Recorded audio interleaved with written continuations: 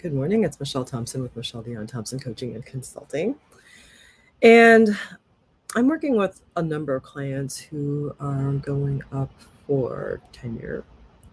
And in this time, part of what I do is try to make sure that they're very clear about what their strengths are. And they really are badasses in what they do. And in addition to reminding them how absolutely amazing they are, I have to remind them to tell people how amazing they are. People aren't going to, I have so many thoughts going on. It's overwriting. Number one, as people who are raised female, we often, part of the conditioning is that we don't think too much of ourselves. We don't want to get too big for our britches. We don't want people to think we're the queen bitch or whatever it is, right? And so people often don't tell us our strengths, and they don't really work to make sure that we understand our strengths. And that's actually a really important component of what's going to happen, especially if you're going up for tenure and promotion, right? And a pay raise or pay raise.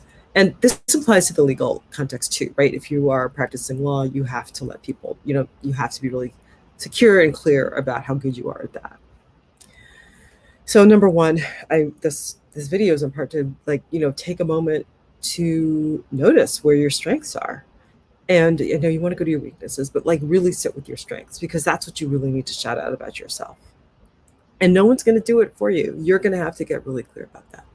Number two, once you are clear about your strengths, you need to be able to communicate those strengths on a regular basis, right? If you're a lawyer and you're going to meet with your new client, you need to say, you want to hire me because of X, Y, and Z. I'm really good at this, right? If you're going up for tenure promotion and you've got the publications, you've got the things, you've got all of the things, you have to tell them about it. And if it's had an impact well beyond the academy, you have to tell them about it.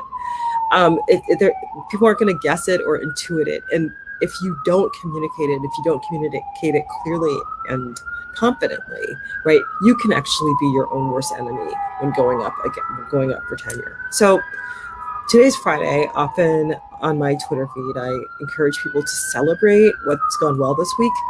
Feel free to celebrate something that you do really well. Celebrate how you are a badass, and then write it down and keep it close by. All right, welcome to Harlem. You can hear the sirens. Have a great day, and I'll see you tomorrow.